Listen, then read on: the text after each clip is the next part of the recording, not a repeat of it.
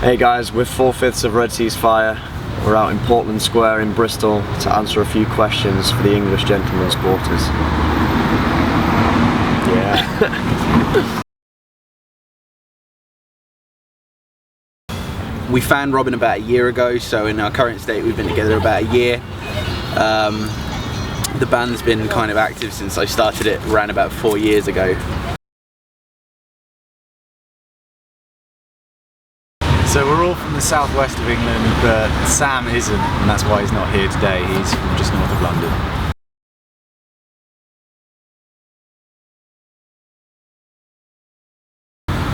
Well, Sky, the last track on the record, was the first thing that was written 4 years ago, and that was when I decided to start the band, so I guess 4 years. I think it's a bit more than that, but yeah. Yeah. That was before I joined the band, and it pretty much hasn't changed other than changing tuning. So really, that's pretty much it.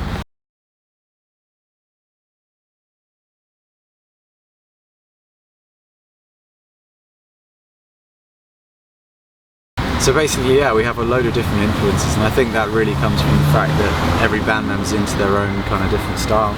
Personally, I listen to a lot of metal, quite a lot of modern metal, but I also listen to classical music, jazz, fusion, a lot of fusion actually. Yeah, that's me, but I mean, Pete, for example? The initial influence behind the band was Textures, Periphery, Sixth, everything you'd expect, really.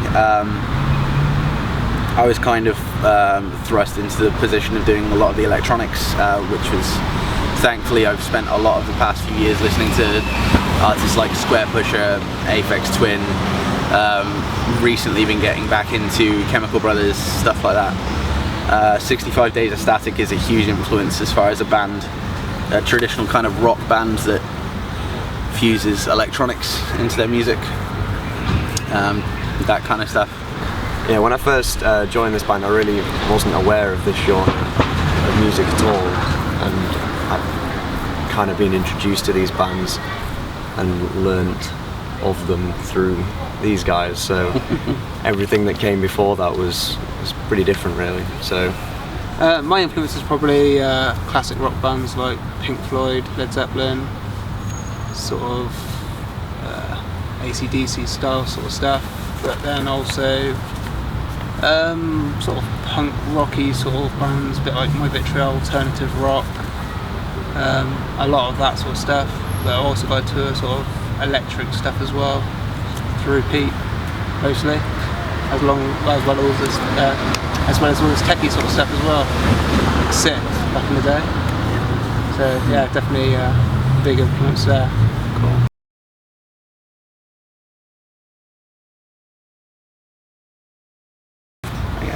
There isn't really There's no one way that we go about constructing anything, really. Everything's been very different. And Yeah. It's been a kind of learning process as we went. Yeah. I mean, a song like Epinephrine has gone through what? How many changes? It's probably, the version on the record is probably its 7th or 8th version. Yeah.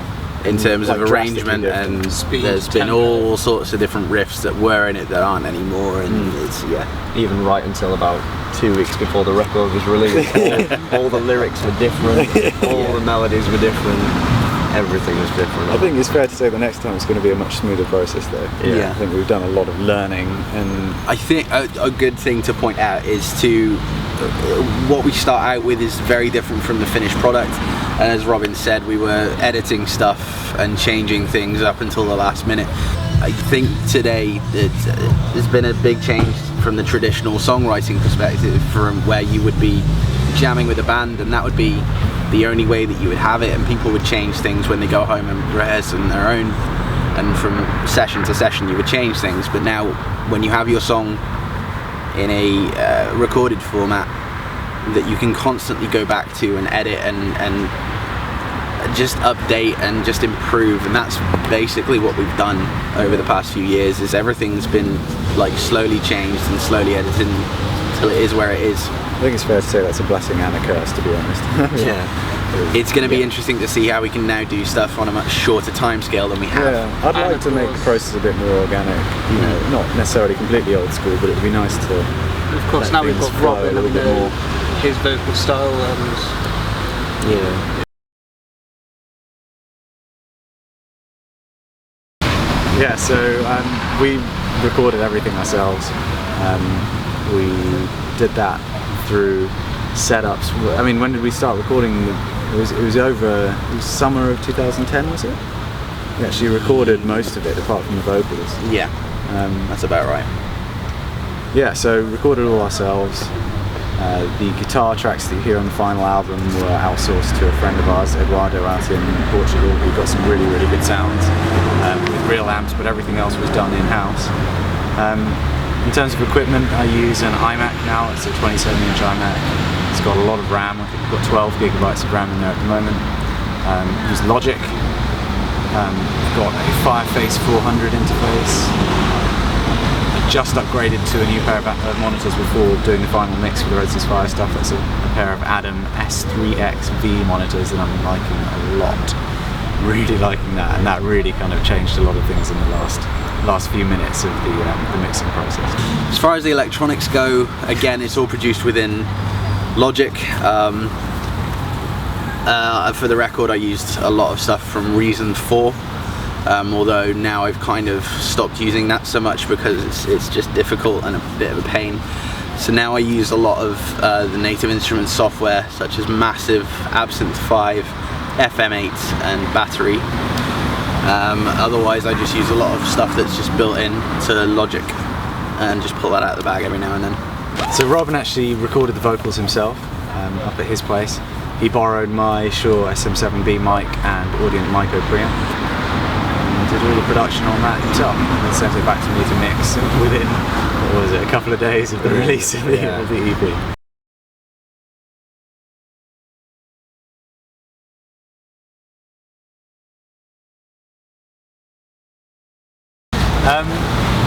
I think it certainly influences it in as much as anything you listen to and enjoy influences how you make the music. I think it's probably more obvious in the soloing, like maybe the solo from Cypher or something like that is very much that kind of Brett Garsidi kind of progressive fusion kind of sound.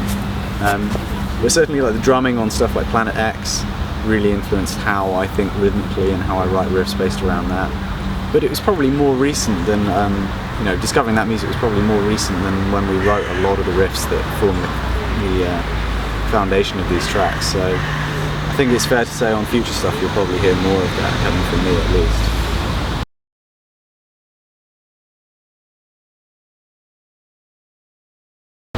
My favourite guitar is a guitar that I've had a total of about 10 minutes playing time on. It's only arrived today. It's a Mayonnaise Regius 8-string. It's mahogany body, ebony board, flame maple top, nice emerald green finish, black binding, you know, everything you need. And of bare knuckle aftermath pickups, and so far best guitar I own. Yeah, it's nice, I really like it. Well, I'm lucky enough to own a whole load of really nice guitars.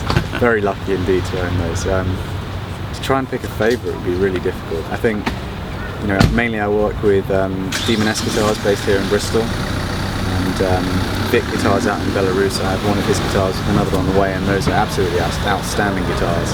I also have a couple of Black Machine guitars that I've had for several years now, and those are very special to me, but I don't feel like any of them really encroach upon each other in terms of what they do, so I'd have to say all of them, I'm afraid, basically. Sorry, rubbish answer. Well, my favourite basses have to be the Mayonnaise, both of them, which I've recently got. But the McIntyre is always going to have a place as well, so I don't know, it's between those three really, but probably the Mayonnaise at the moment.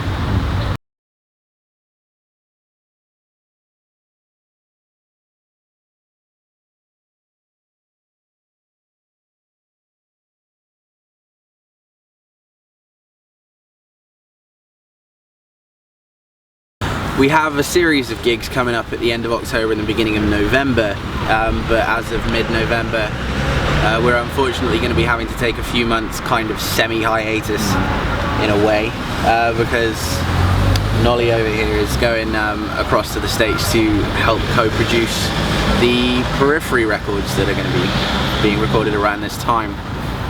Do you want to talk about that?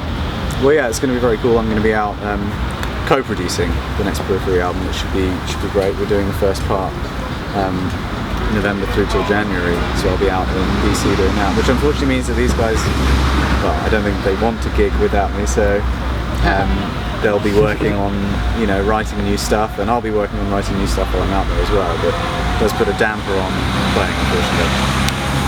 Right after that, I'm then filling in on guitar for them for their European Dream Theatre tour, which is going to put me out for another couple of months. So realistically, it's going to be the very end of February before we're kind of back playing shows, but we'll be back with a vengeance. So try and catch us before this hiatus if you want to see us live. Yeah.